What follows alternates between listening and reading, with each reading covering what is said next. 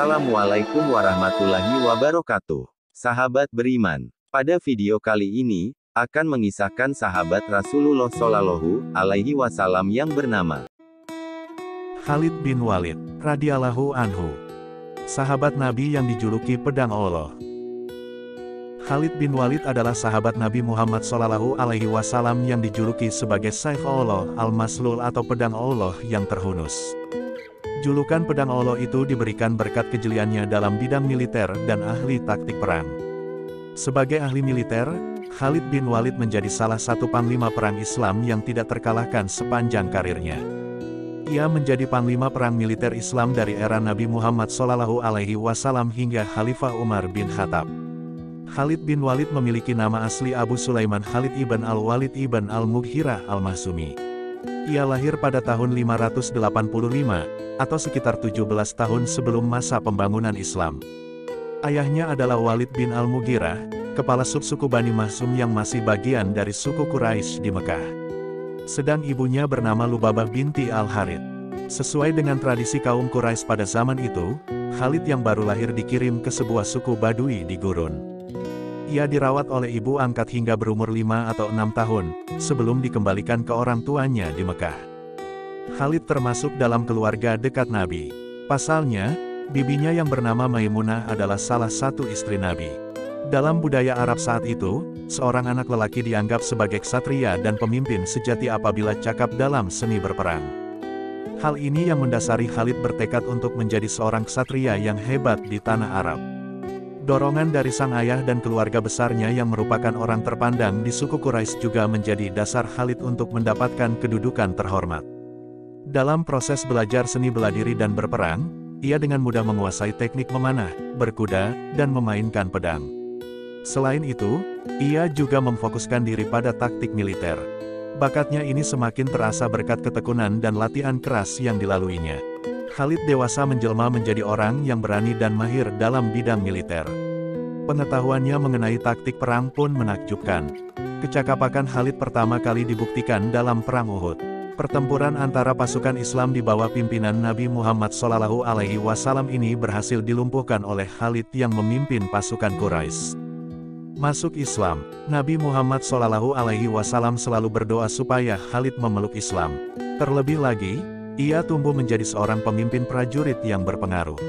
Ketika pecah perang Khandak pada tahun 627, Khalid mendapat tugas untuk membunuh Nabi Muhammad SAW dan hampir saja berhasil menjalankan misinya.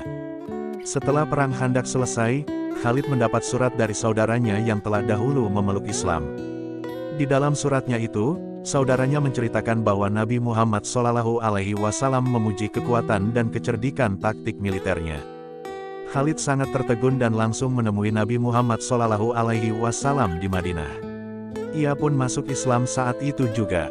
Setelah resmi memeluk Islam, Khalid kembali ke Mekah dan mengumumkan akan ikut bersama Nabi Muhammad SAW. Seluruh masyarakat Mekah kaget dengan pengumuman itu, bahkan keluarga dekat dan para petinggi kafir Quraisy menentang keputusannya. Namun, Khalid telah mantap hatinya untuk bergabung dengan barisan Islam di bawah pimpinan Nabi Muhammad SAW.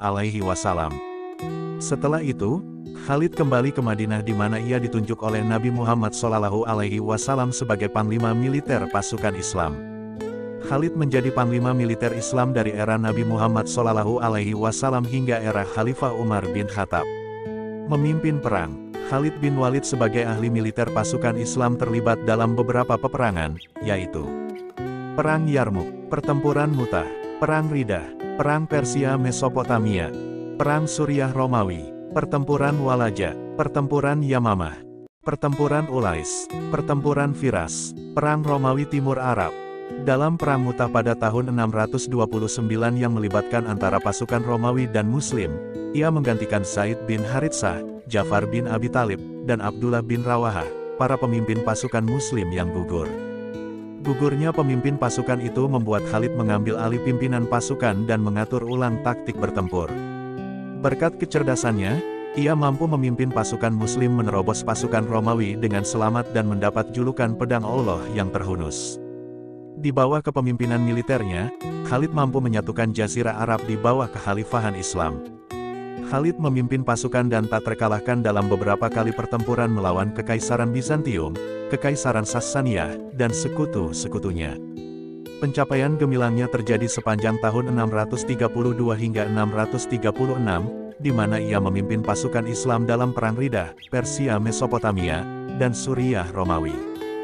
Khalid juga dikenal karena kemenangan telaknya pada pertempuran Yamamah, pertempuran Ulais, pertempuran Firas, pertempuran Walaja, dan pertempuran Yarmuk. Setelah Nabi Muhammad SAW wafat, tampuk pimpinan Islam dipegang oleh Khalifah Abu Bakar. Di era Khalifah Abu Bakar, Khalid masih dipercaya memimpin pasukan Islam dalam beberapa pertempuran, salah satunya Perang Riddah. Selain itu, ia juga berhasil menaklukkan negara satelit Arab Sassanid yaitu Al-Hira, serta mengalahkan pasukan Sassaniyah dalam penaklukan Irak Mesopotamia. Ketika Khalifah Abu Bakar wafat dan digantikan oleh Umar bin Khattab, perannya dalam militer dikurangi. Akan tetapi, Khalid masih efektif dalam menyusun pasukan Islam melawan Kekaisaran Bizantium selama tahap awal dari peperangan Romawi Timur Arab dan berkat dirinya, Damaskus berhasil ditaklukkan pada 634. Wafat pada 638, Khalid diberhentikan dari karir militernya oleh Khalifah Umar bin Khattab. Khalid bin Walid meninggal di Homs, Suriah, pada tahun 21 Hijriah atau 642 Masehi di usia 50 tahun di tempat tidurnya. Sosoknya kemudian dikenal sebagai pahlawan Islam yang berperan memimpin pasukan umat Muslim menyatukan Jazirah Arab. Selama pertempurannya yang mencapai ratusan, Khalid dipastikan tidak terkalahkan. Wallahu alam bishawab. Semoga kita bisa meneladani beliau para sahabat Rasulullah Shallallahu Alaihi Wasallam. Dan semoga video ini bermanfaat untuk sahabat semua. Terima kasih sudah menonton video ini, dukung channel ini dengan cara subscribe dan like video ini.